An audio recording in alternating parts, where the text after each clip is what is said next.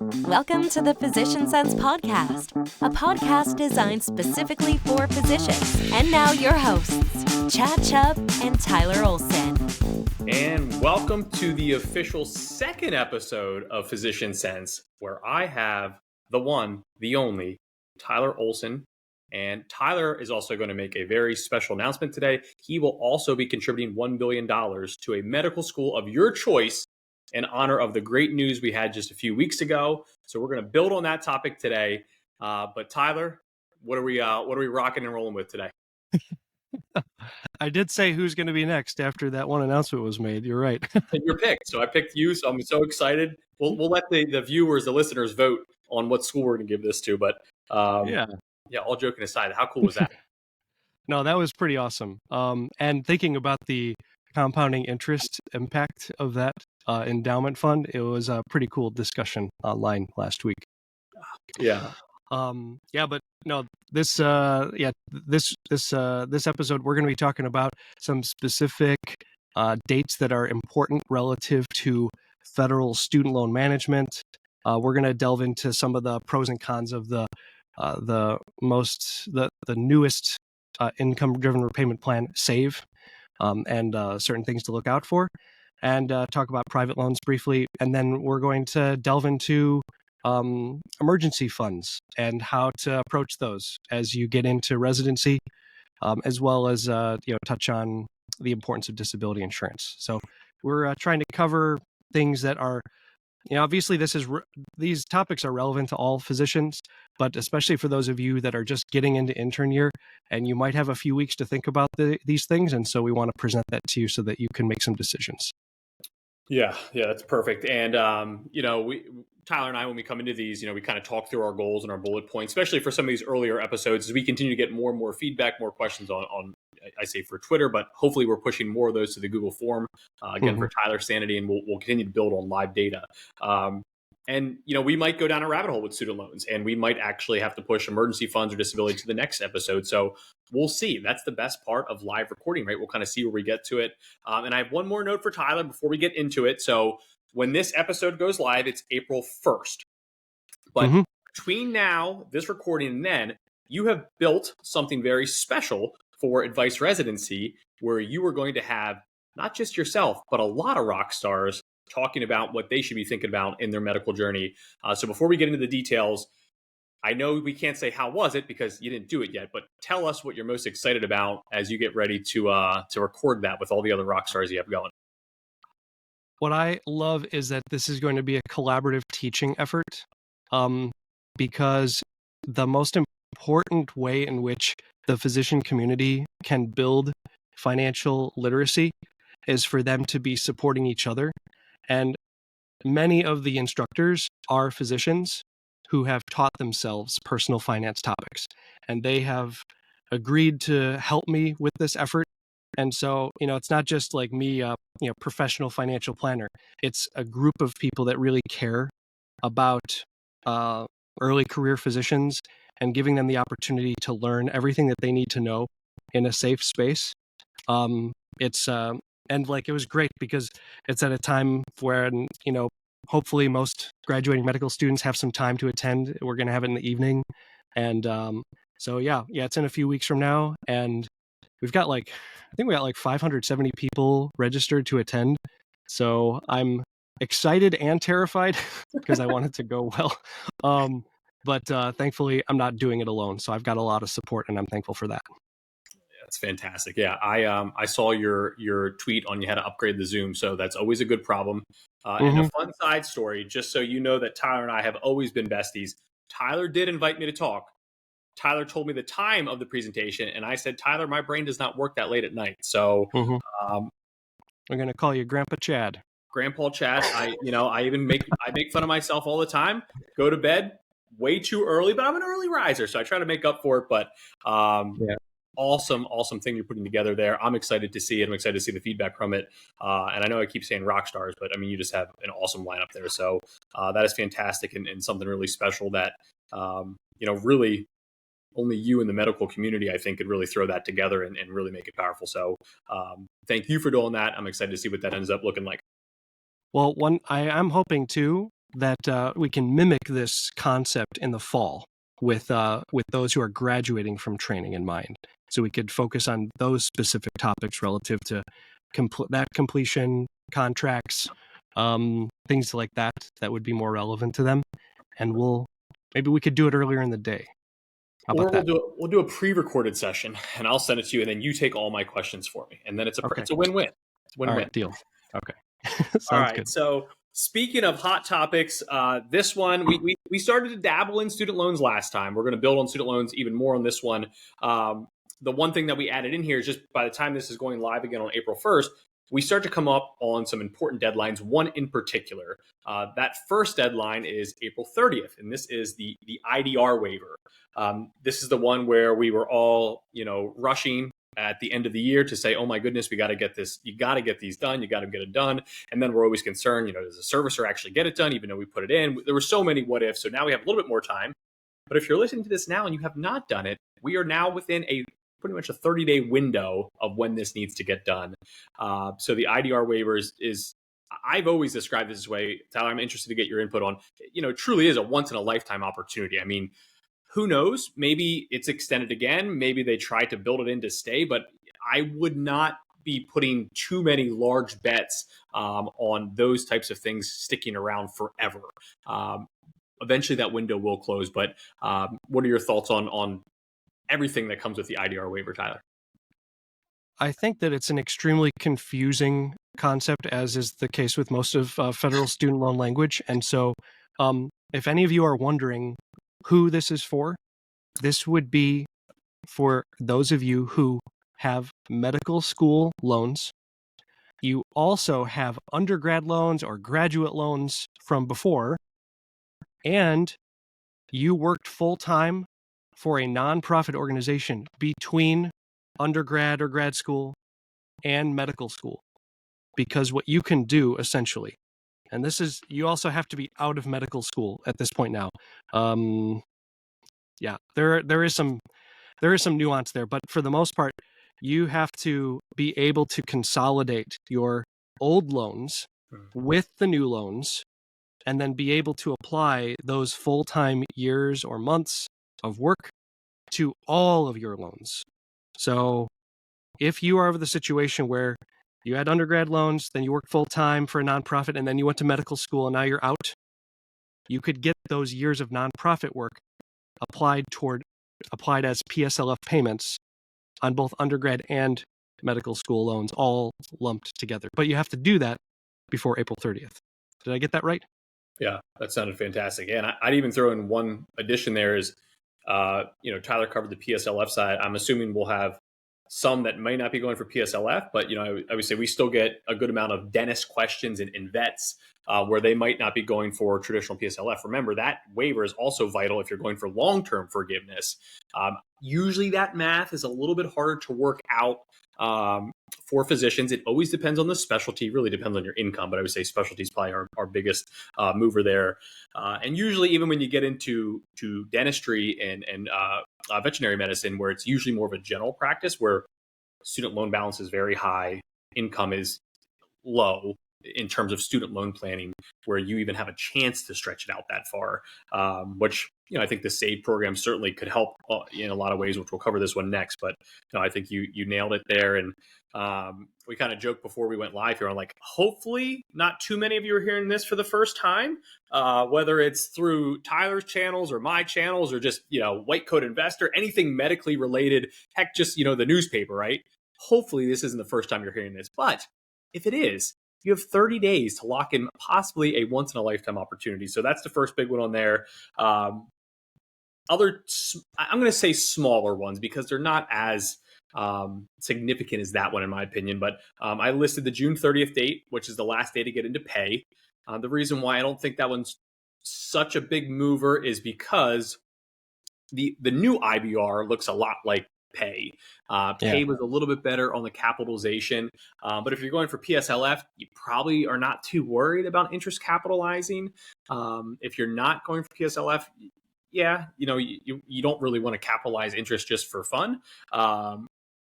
And then the other really good one that we can kind of build on both of these together is July 1st is when that 5% versus 10% rule kicks in, and we'll start to get that weighted average.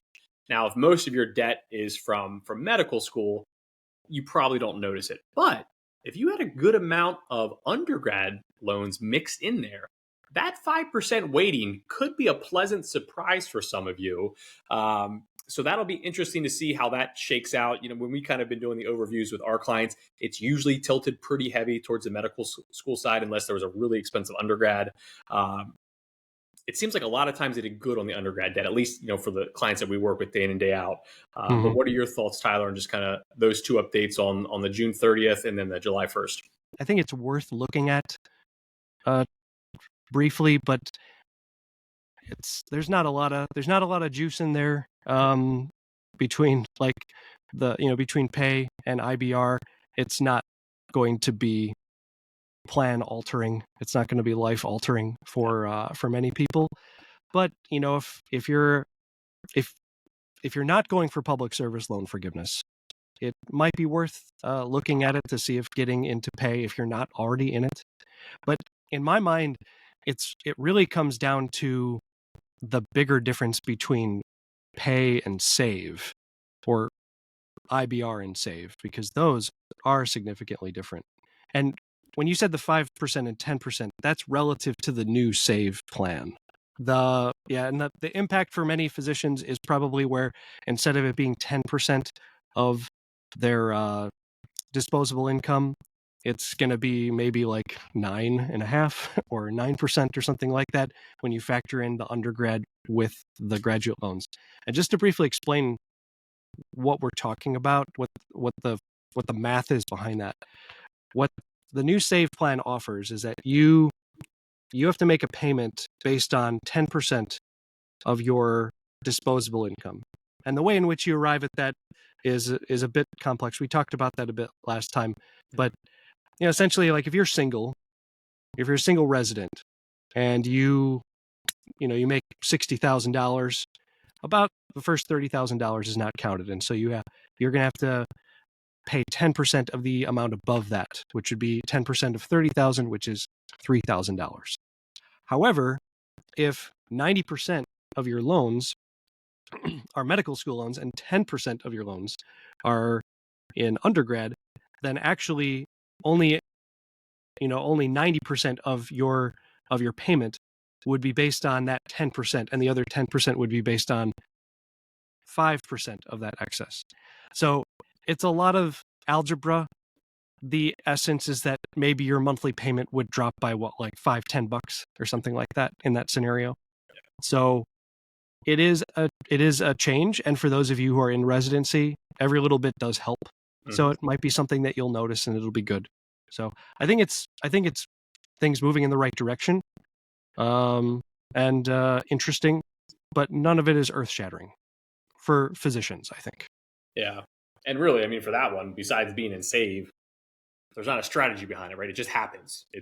The debt is there. It's just what weighting are you going to get? So just more or less one of those ones, because it feels like we heard about it so long, but now it's going live, you know, in a couple months here from when this goes live. Yeah.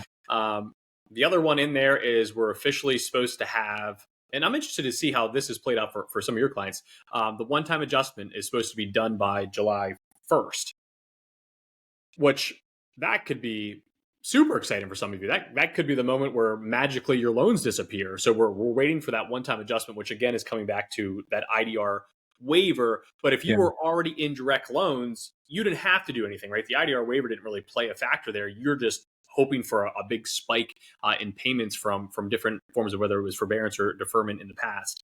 Right. What has been your real life scenario? Have you seen, because we've seen the adjustments already kick in for, I'd say, a good amount of clients, but then we have others where we're still like fingers are crossed. I literally had a review yesterday where we're kind of sitting there, and it's like it's around 30 payments. It's a pretty good number that we think we're off that should recertify in there. But has that kind of been the same for you, where you're seeing some have been already got the adjustments, some are still waiting? Yeah, there was a lot of adjustments that were updated at like October, November of last year. And it was great. Like everyone was like really happy. They're like, "Hey, look at," and they just get a letter in the mail and they're like, "This just happened," and it's just like, "Oh, okay." It's exciting, but it's also anticlimactic. And but very, very good news. But then since December, I have had several people who have followed the exact same path. Mm-hmm.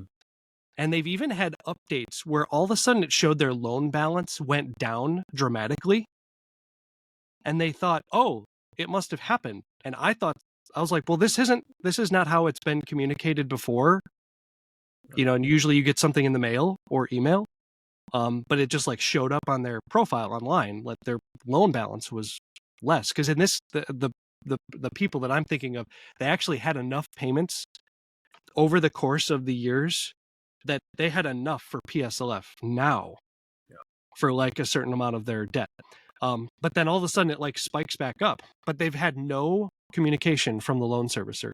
So a lot of people, I think, are like anticipating nervously that it will actually happen.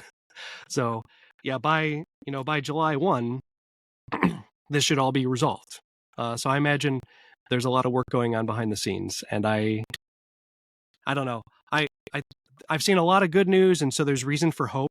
But I also really feel for people they're the ones who are on the hook for the debt, and they're just like waiting for this. And I want to be optimistic with them, you know what I mean? But I also am like, I don't want to be like, I can't control what is happening with these loan servicers because they're doing some stuff too that I don't like. And I can't control that. And like, I mean, we just gotta keep advocating for them, and we got to just keep going to bat and just keep trying. It's stressful in the meantime, so I am optimistic, but I'm also realistic that this is a bureaucratic process that sucks. Yeah, we had a client that we asked for a new NSLDS file to just confirm everything, and like $90,000 was missing. And when we brought it to her attention, she went in and was like, I don't know, they're not there. And then she went into like her inbox. Like she never got regular mail. It was like the email version of like, hey, here's your letter. And it said like, congratulations, 90,000 or something was forgiven. But there was still random, like, I think like 14 or 15,000 in there. Which even that doesn't actually match up to kind of how we thought it was going to play out. But it's crazy how we've had so many different ways of finding out. Like some it's been that like, hey, I signed on at 0. Hey, I got this letter in the mail. Then I signed on and saw it. Some are, we stumble across it in the NSLDS file, and we're like, okay, did you pay those off? No, I didn't pay them off. So yeah, hopefully a lot more good to come. This summer, I agree. It was like towards the end of last year, there was like that spike, whether it was from our clients or even just seeing notes from you or, other individuals, other physicians on Twitter on just like posting that beautiful goose egg there. Mm-hmm. So that should be another good one this summer. So we'll keep an eye out. Share your victories as they come across too, because Tyler and I get very hyped up when we see those. Yes. Yeah. No. Let's keep our optimism high. I think we have good reason to be. Yeah. Let's start talking about save, shall we? Yeah. Why don't you start us off with the save details? So the save plan is designed to work in line with your income, and the way in which it's structured is that the threshold of income that is not counted in the calculation is equal to 225% of the poverty line in conjunction with your household size. So the first example I always think of is a single person. It's approximately $32,000. So the first $32,000 of your income is not counted in the calculation in that 5% of undergrad loans and 10% of graduate loans calculation. So if you're going into intern year, you're very likely making around that amount from July 1 to December, around 30, maybe 35,000 if you're lucky. And so most interns, if you're basing it on this year, your income based on 2024, your payment will be close to $0. And I mean, even more so, for those who are graduating, they made no income last year, and so their payments this first year will also be $0. And what's really cool about Save for those in training is that above and beyond your payment amount, any interest accrual is forgiven annually. And this is a pretty big deal, because if you graduate with like $400,000 in debt and you're normally paying, like, I think the numbers are still in the range of 6.5% or so for graduate loans. I mean, you're talking about like $25,000 a year in interest accrual. And if you're in, internal medicine for a few years, you go on a cardiology fellowship, your 400 is turning into 420 or 525, 550 in debt. Whereas if you go on Save, your minimum payment based on your income could be anywhere from $0 to like $400 a month. Your loan balance will remain the same during training, so that when you finish, it will still be at that amount. It's still a high amount, but 400 is better than 550. So I'm for residents, it's an awesome deal. The main takeaway too is, like, even if a lot of times I feel like the IDR plans are always like, well, that's only if you're going for PSLF, where with Save in particular, I mean, you could have made this case for some of the other plans too, but Save in particular, even if you're planning on going private practice and you're just trying to, I'm going to say tread water, but in reality, kind of stay put at a low number until you come out and then you can go after them. I mean, that interest is a huge, huge, huge savings, as Tyler noted there. So even if you're listening to this and you're like, well, I'm going to do my training, I'm definitely going for for-profit medicine, and there's no way this is going to work, right? Rethink that, because with Save, you could do pretty darn well in just holding off that interest, because you get into a 6% rate on $200,000, $300,000, $400,000 of loans. It's a significant number. So that is a big win, even if you're not going for PSLF. My other favorite thing in there, by far my favorite thing in there, because this was always the pain in the butt with Repay, we now get married filing separately, which was to me, that was one of the biggest game changers in the switch from Repay to Save, especially, again, married households. This is where this is really important for. But that gave us a lot more control now on where we can actually move income here. And, you kind of get into the unique things with community property states and how that can be a big benefit. So besides the 10%, which, for all things considered, we had that, but that 225% on the poverty guidelines, but married filing separately and the interest, those are my three. Like, Save is a game changer in the student loan world. I got a question for you, Chad.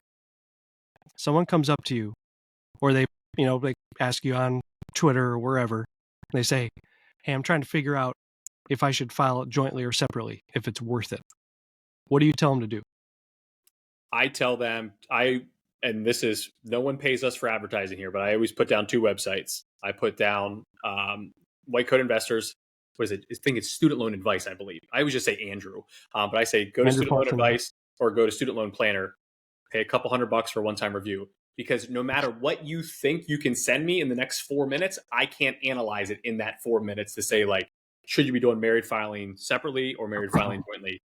Because I think a lot of people think it's that simple, and it's complicated, right? There's a lot of moving parts to it, and we can give high level on, hey, likely this would be proper. But for us, while we do very detailed, in-depth student loan planning for our clients, we don't provide as a standalone service. And I know some advisors do that, but we've always said White Coat Investor, Student Loan Planner. I mean, really, those two groups in particular, that's where we get a lot of our student loan news from too. But that's my personal response. Am I missing anything? Do you have a better one?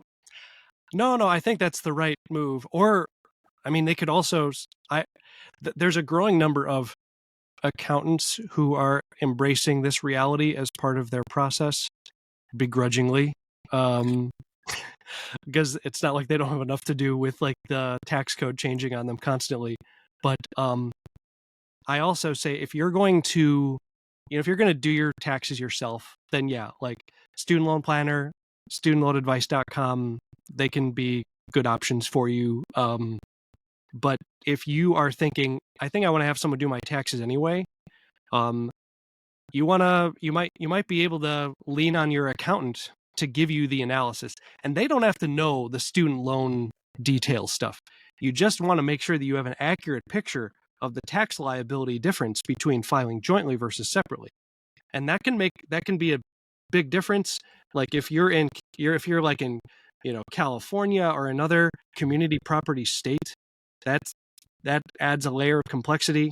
If you have kids, if you have businesses, the more of those things that are in your life, the less I think that one should say, you know what, I'm just going to run the scenarios through TurboTax both ways and just see what shows up.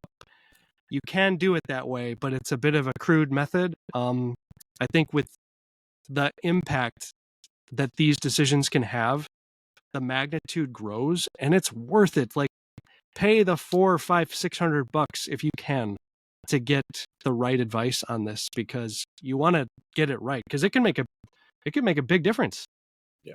Yeah. So I've been answering people's questions and trying to help them, but the tax code just keeps getting more complicated, and I'm like, you gotta send people to the right specialists to make sure that they're getting the right personalized advice when it comes to this. So that's what I've been saying now. Yeah, and that's and keep in mind too, if you're working with an accountant, and I'm sure TurboTax can do this too, but there's literally a tax form where it says married filing jointly versus married filing separately. That form is our go-to. We have an accounting team that we essentially pay a retainer to that works with the bulk of our clients, and when they send us a draft review for student loan clients, we always say, send us that. Like, we need to see that number. Like you said, the accountant doesn't need to know anything about student loans. They're very good at tax planning. So just send us that number. We'll run the numbers on, okay, well, yeah, your tax bill went up by $2,000, but look, you saved $8,000 by using the proper payment plan with married filing separately. So yes, there's a net win there of, I think I said 2 and 8. So a net win of $6,000. And it can be substantial. I literally, this week we reviewed, and I almost missed it, where they sent us over a married filing jointly return. And I looked through everything, looking through the main numbers and just saying, yeah, it matches up to the accounts and everything. But it was married filing jointly. And the last minute I was like, yeah, wait, just make sure they also are doing married filing separately, because it was a $90,000 per year difference, because we just moved this individual over to Save. So there's no payment cap on Save. So this thing went through the roof. And it was one of those years where there were some significant events that led to their income to skyrocket jointly, but married filing separately, his income was still within the usual range. But just a little pivot like that, I mean, I think it was like $92,000 in difference of student loan payments, where the tax bill was a difference of, I think it was like $3,000. So now that's a very unique example, but it goes to show you how much there can be in savings through proper tax planning with student loan planning, which is why we always are, pushing individuals to, like you said, Tyler, pay a couple $100. More than likely, you're going to make up that money at a minimum, that fee, probably even more so, by just getting it all correct on proper filing status and proper payment plan, and you'll be in a pretty good spot there. One other note I wanted to share too is that when you're evaluating the benefit of decreasing your student loan payment in exchange for a higher tax bill, your long-term student loan plan matters a lot here. If you're in training and like we'll use your example, your tax bill's $2,000 higher, but your student loan payment is $8,000 less, and so you have a net benefit of $6,000. That might be that, like, if a person knows, I'm going to be working in academia for my career and I'm going to go for public service loan forgiveness, that is a no-brainer. You're going to do that because not only is your net benefit $6,000, but you're also not giving that back because you're going for loan forgiveness. But if you are not sure, or if you know you're going to go into private practice, you need to recognize that decision, it might still be the wise choice because you're trying to manage cash flow and make sure that you have enough to live on and sustain yourself and your family during a time when your budget is tight. But you are ultimately paying $2,000 more in taxes, and you will give back that $6,000 in payments, because what you don't pay toward your loans, you're going to have to pay back eventually. So you just have to bear in mind what you're doing. It's not a bad decision. You just have to recognize why you're doing it and just make it intentional. That way, yeah, we're paying more in taxes. We're saving more on student loans. We know we're going to have to pay it back, but we're just trying to survive right now. We're just trying to tread water. And that's okay. Just make sure that you know the end game as far as you can tell right now. So that's just one thing I've been trying to emphasize, because it's not like a, PSLF changes it, but if you're not going for PSLF, it's a different story. Yeah. And just to start to kind of bring this to the finish line here, trying to keep these in range here. We'll still go a little bit longer, as we probably will on all these episodes, because we just love to talk about this stuff. Mm-hmm. Tyler, who doesn't use Save? So who is looking at a Pay or the new IBR? Why don't you just kind of give us the cliff notes of this demographic in particular might be better off staying out of Save, and likely the primary reason behind that?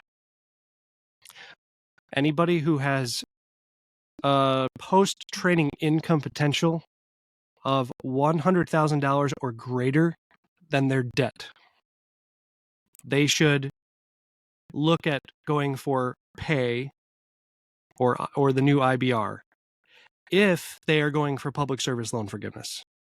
So maybe I should restate that. For those who are going for public service loan forgiveness, you have to weigh this decision. If your income after training, like say you're going to be academic orthopedic surgeon making $450,000, and your debt is $325,000. If you're going for public service loan forgiveness, you should heavily consider being on Pay or the new IBR if you aren't already. Because what's going to happen is, because of your income to debt differential, what's going to happen is your payment on Save would go higher and higher and higher and above the standard 10-year repayment amount. Whereas on Pay, it is capped at the 10-year standard repayment amount. So even though your income at $450 would generally have caused your payment to go higher because of your debt amount of $325, it will get capped and it won't go higher than that, and that will lead to a higher forgiven amount on Pay versus Save. But if your debt is, if your post-training income is $100,000 or less than your debt amount, so say you're like a hospitalist making $300,000 and your debt is $350, you should absolutely be on Save, even if you're going for public service loan forgiveness, because you don't have to worry about breaching that payment cap. And then the other half is that if you're not going for public service loan forgiveness, everybody should be on Save to just kind of hold tight until training's over and then make a plan to pay it off. Yeah, perfect. Yeah. So those higher income specialties with, say, a lower student loan balance, but I like that 100 buffer in there too. I think that's where the Pay and the new IBR are going to really stand out. Just kind of a few notes. I know that we're always really worried about federal loans because that's where there's a lot of planning. We kind of even joked in the last episode, private notes or private loans are a little bit more straightforward. I just had some notes that we didn't get to last time I wanted to cover. Whenever you take out private loans, I would say make sure you understand the promissory note. The two things we're always worried about is if there would ever be disability, what do they consider are your requirements after that, right? Will they stop you from making payments? Do they force you to keep making payments? And then same thing with any type of premature death. What are the rules? Are they completely forgiven, or are they coming after your estate? So understand your promissory note. And the other thing we always note here is just watch co-signing, right? So whether it's a parent, significant other, a spouse, just always keep an eye on co-signer. As soon as someone co-signs, they're on that. So even if there is a premature death, they're still coming after that individual because they co-signed on the loan. So always keep an eye on that. This is one of those unique conversations too, where we say, this might be a reason where life insurance may make a lot of sense too. If your parents co-signed on your student loans and you have $500,000 of student loans in private debt in this example, and something happens to you, are your parents okay? If not, you might want to go get like a low cost, cheap term policy.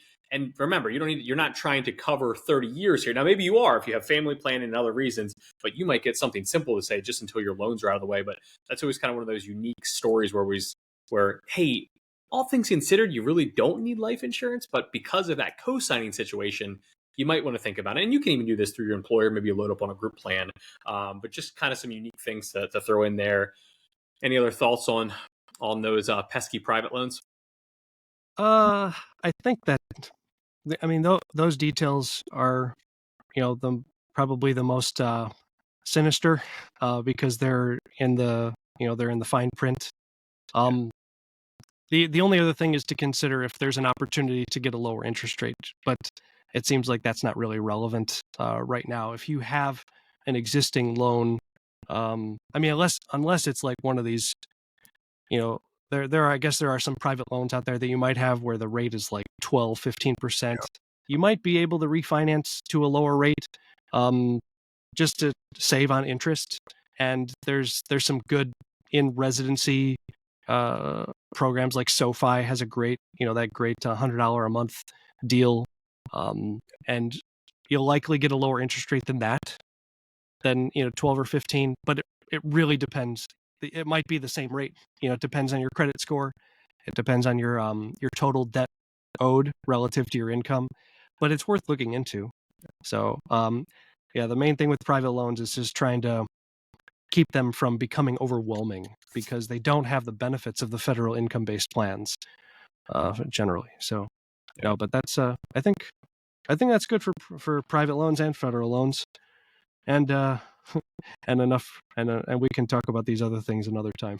Yeah. So if you want your teaser for the next episode, it will include emergency funds and disability insurance, which we did not get to today, which we kind of thought we might not get to it. And the one thing just to kind of add in closing, remember, student loans don't have closing costs on them, right? So you can refinance those things a lot and not have extra fees. And, who knows where rates will go. The current bet is maybe in June, the Fed would lower rates. I would say that's not a direct correlation that all these rates just plummet the next day, but it might be a reason where, depending on where your rates are, maybe you go shop around. It also depends. Are you looking at 15-year private loans, 10-year private loans? Are you going to go after it in 5? It all has an effect. The biggest factor, what Tyler noted there, is that credit score, which, as you were saying that, I actually jotted that down. I think that'd be kind of a really good note, whether that's for, headed into, attending hood now, or even really anywhere. I think we could all use some pointers on credit score. So that is all today. Make sure you send in your notes on where Tyler should make that check payable to, with a lot of zeros, that $1 billion coming from the one and only Tyler Olson. But I can't wait to tell my wife. Yeah, you should probably let her know before we record the next episode, just in case. Yeah. But thank you all for joining us, and we'll catch you on the next episode. Yep. See y'all.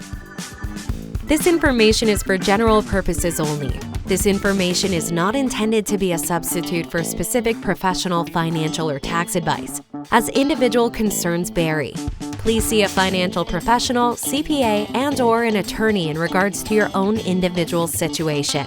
Wealth Keels advisory services and financial planning offered through Vicus Capital, Inc., a federally registered investment advisor. Olson Consulting, LLC, offering advisory services and financial planning, is a state-registered investment advisor.